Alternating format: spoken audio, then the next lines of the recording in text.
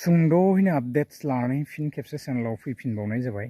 जायफ्रा इन्टारेस्ट मोनो भिडिअखौ नायलांनो हागोन। थौदो बिदिब्ला जागायलांदिनि। भिडिअखौ जागायनायनि सिगां नोंथांमोननो आङो एसे फ्रुइट्स दिन्थिनि आरोना। बागानाव दङ आङो एक्चुअलि। एसे दिन्थिलांनि नोंथांमोननोहाय।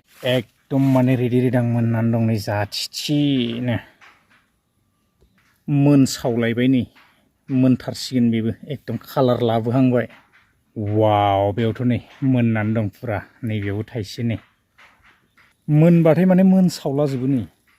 बिथिंबो दंलाबायो सिगांथिं फुरा दंजोबो आरोना। नै बेयावबो नै मोननानै दङ।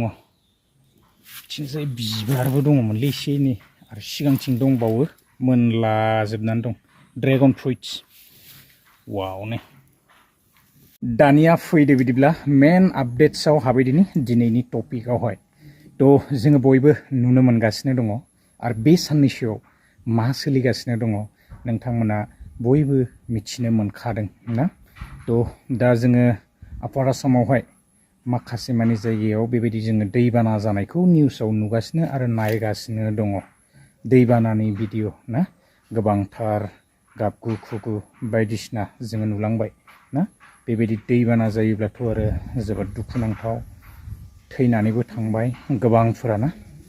दा जोङो बेनि गेजेराव बेबायदिनो जोंहा BTCनि मानगोनां हाग्रामा महिलारि साराबो शिबसागर ना हिबसागर होनना बुङो, शिबसागर होननानैसो बुङोदां।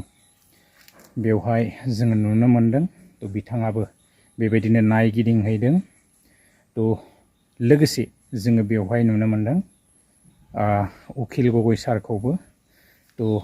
एखे लोगोयैनो BTCनि चिफखौबो जोङो बेवहाय नुनो मोनदों ना। उखिल गगৈ सारा एसे माने बेवहाय बिराद मोजाङै मिनिदों आरोना। हाग्रामा महिलारि साराहाय मा फोरमायलांखो बे दैबानानि सायावहाय। एसे आङो बेखौनो आपडेट्स लानानै फैनाय जाबाय। बिदिब्ला आङो एसे भिडिअ क्लिप्सखौ होलांदिनि। बारा गोलाव खालामनो सानाखै आरोना।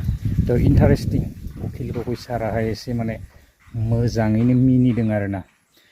हाग्रामा महिलारि सारा मा बुंलांखो आङो एसे भिडिअ क्लिप्सखौ लागायनानै होदिनि। ইয়াত কি হৈছে শিৱসাগৰ বা আমাৰ নাজিৰা এইফালে চৰাইদেউ এইফালে কি হৈ আছে এইটোকে আমি খবৰ ল'বলৈ আহিছোঁ। বানপানী হৈছে চবে জানে আৰু বহুত পাব্লিকে বহুত কষ্টত জীয়াই আছে বুলি আমি শুনি আছোঁ। সেইকাৰণে আমি খবৰ ল'বলৈ আহিছোঁ কি অৱস্থাত আছে, কি সমস্যাত আছে সেইটো মই খবৰ ল'ম। পাছ কেইদিন থাকিব লাগে আপুনি কওক। যদি এসপ্তাহ থাকিব লাগে বুলি কয় থাকি যাম। মুঠতে আমি ৰাইজৰ কি অভাৱ অভিযোগ হৈ আছে, ইমান ডাঙৰ বেয়াকৈ বানপানী হৈ গ'ল। ইয়াত কিবা অভাৱটো থাকিব নিশ্চয়। হয় পাই আছোঁ, আমি শুনিছোঁ গভৰ্ণমেণ্টৰ পৰা যিখিনি ৰেচন পাব লাগে সেইটো পাই আছে বুলি আমি শুনিছোঁ। কিন্তু ভিতৰুৱাভাৱে আৰু কিবা এটা থাকিব পাৰে, এইটো মই খবৰ ল'ম। হাগ্ৰামা মহিলাৰীৰ দ্বাৰাই আজি আমাৰ শিৱসাগৰবাসী ৰাইজৰ কাৰণে আৰু চৰাইদেউবাসী ৰাইজৰ কাৰণে 10,000খন আঁঠুৱা, 10,000খন বিচনা চাদৰ, তাৰপিছত আপোনাৰ ফেনাইল আৰু ব্লিচিং পাউডাৰ, এই আটাইবিলাক বস্তু লৈ আহিছে। এইটো আমাৰ অসমৰ কাৰণে এটা ডাঙৰ ঘটনা যে হাগ্ৰামা মহিলাৰী ডাঙৰীয়াই BTADৰ পৰা আহি শিৱসাগৰ, চৰাইদেউ আৰু যোৰহাট জিলাত এনেকৈ বানপীড়িত ৰাইজক সহায় কৰিবলৈ আহিছে। মই স্থানীয় বিধায়ক হিচাপে হাগ্ৰামা মহিলাৰী ডাঙৰীয়াক ধন্যবাদ জনাইছোঁ, কৃতজ্ঞতা জনাইছোঁ। আৰু হাগ্ৰামা মহিলাৰীৰ এই মহানুভৱতাৰ কাৰণে যে ইমান দূৰৰ পৰা আহি বহুত বস্তু লৈ আহি তেখেতে আমাৰ বান প্ৰপীড়িত ৰাইজক, মহাপ্ৰলয়ৰ পৰা মানুহক এনেকৈ সহায় কৰিবলৈ আহিছে। তেখেতৰ মহানুভৱতাৰ কাৰণে স্থানীয় বিধায়ক হিচাপে মই ধন্যবাদ জ্ঞাপন কৰিছোঁ।